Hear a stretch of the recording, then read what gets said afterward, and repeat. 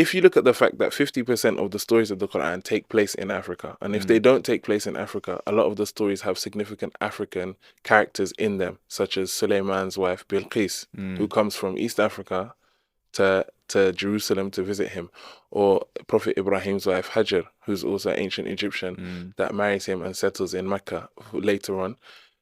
That kind of signifies that Africa has a place in Islamic history. And then looking at figures in the Quran themselves. So I looked at, for example, Adam, Musa, and Isa, just as case studies. Adam is Abul Bashar, the father of humanity. Allah, when speaking about the creation of Adam, the famous verse that we always talk about is Inni ja'ilun fil ardi khalifa. We're placing a representative on the earth, etc., etc. There's also another verse in the Quran where Allah says, Inni khaliqun basharun min salsalin min hama'in masnun. I'm creating a man from black mud that was molded into shape. To understand the Quran, you have to go to the tafsir. All of the major mufassirin, Tabari, Qurtubi, Baydawi, Baghawi, Jawhari, like Jalaluddin Suyuti and Mahali in Tafsir Jalalain, when they discuss this verse, they all say, Hama in Masnun is a black mud. Some of them even go as far as saying it's a mud that is either black already, or they leave it until it becomes black, and then they create something from it. So one of I think it was Baydawi or Baghawi, he said, a lot of people say Allah fermented the mud that Adam was created from and left it until it became black and then created Adam from it. And then Jawhari in his tafsir, he says, a lot of people say the reason why Adam was named Adam was because he was Adam alone, Adam in complexion. So what does Adam mean? Go to Lisan al-Arab, the first Arabic lexicon and the most widely referenced Arabic lexicon. They say Adam means black. And when somebody's darker than Asmar, which is dark brown, like our color, they're described as Adam alone, or Adam Shadid al-Adma, like they're very, very dark skinned. So the usage of this word to describe the first human, and it also correlates with science because we know the first human beings were found in Africa and they were black people, and the black genes are not recessive. So any other nations will derive themselves from that, but they can't, the scientific aspect of it. So already just from that, the fact that there are over 10 traditional mainstream tafasir that state or propose that Adam was black, that's knowledge that's within our books that people don't know about. A lot of people study and they'd never even heard of these things. And until you go to the tafsir itself, it's something that's not highlighted because it's not seen as important. But it was important enough for those scholars to include it in their tafsir. 100%. So, alhamdulillah. Then Musa, we have a hadith where the Prophet ﷺ is describing different prophets. So he says, for example, Ibrahim, if you want to know what Ibrahim looked like, look at your companion, talking about himself, meaning he's the one that looks the most like Ibrahim. Then he speaks about Musa, وَأَمَّا مُوسَى فَرَجُلٌ Adam. He was a dark-skinned man. And then he talks about him having curly hair as well. And then, going back to the Quran even, one of the miracles of Musa, أَسْلُكِ يَدُكَ فِي جَيْبُكَ تَخْرُجُ بَيْضَاءَ مِنْ غَيْرِ سُوءٍ. If you put your hand into your pocket or underneath your armpit, when it comes out, it will be bayda, it will be white. If he wasn't non-white in the first place, that wouldn't have been a miracle. And so when you look at the tafsirs, Tabari says, وَأَمَّا مُوسَى فِيمَا ذَكَرْ لَنَا كَانَ Adam.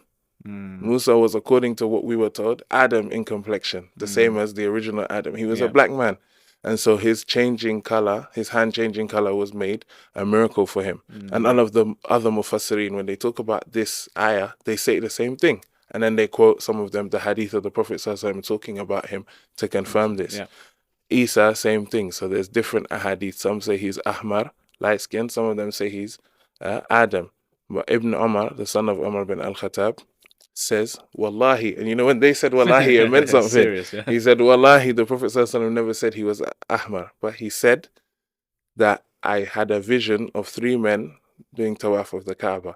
The man in the middle was Adam. He was dark-skinned with long curly hair. And when I asked who he was, I was told that he was Isa ibn Maryam. So those are the father of humanity, the father of the Judaic tradition, the father of the Christian tradition. Well, not the direct father, but the main figures of all of these traditions. all described as black men by the Quran itself, or by the Sahaba, by the Prophet ﷺ, or by the Sunnah. And even if you look at Umar bin al-Khattab as well, because I go into, from the Quran, I go into black Sahaba beyond Bilal. So we've all watched the Omar series. Omar series looks, if you look at it, Omar looks like, you know, what your stereotypical light-skinned Arab person would look like. But when you go into the books, you realize that his grandfather, Nufail bin Abdul Uzza, was half Ethiopian and half Arab. Wow. And then he had his son, Al-Khattab, with an Ethiopian woman. So Umar bin Al-Khattab's father, Al-Khattab bin Nufail bin Abdul Uzza, was 3/4 Ethiopian and 1/4 Arab. So the way Omar looks in the NBC series is probably not how he looked in real life. And you have similar narrations with Ali ibn Abi Talib. He's described as Adam, Shadidul Adma as well. He's described as dark skin, and others. And then I speak about black Sahaba that are not mentioned aside from Bilal. So there are other Habashis there aside from Bilal. Yeah. The Sahaba that spent the most time with the Prophet ﷺ from the day he was born until the day he passed away, Ayman, who he referred to as his mother, Ummi Ba'da Ummi, my mother after my mother, who raised him as her own child from the age of 6 when he was in the house of his uncle and his grandfather, was an Ethiopian woman. Bilal's mother, who was a princess, Hamama, was also there as a Sahaba. Salim, one of the freed slaves of Abu Hudayfa, he was one of the Quran teachers for the Sahaba, and he used to lead the Sahaba in Salah, in military expeditions. Sumayya, the first martyr, and there's a list of about, I think, 30 Sahaba that I mentioned that were black Sahaba that were there in the time of the Prophet ﷺ that nobody really speaks about. And even the fact that the first openly practicing Muslim community wasn't established in Mecca or Medina, but was established in Africa, in Ethiopia, under Najashi. That was the first time Muslims were allowed to practice Islam openly and freely. And at that time, Mecca didn't accept Islam, and Medina didn't even exist.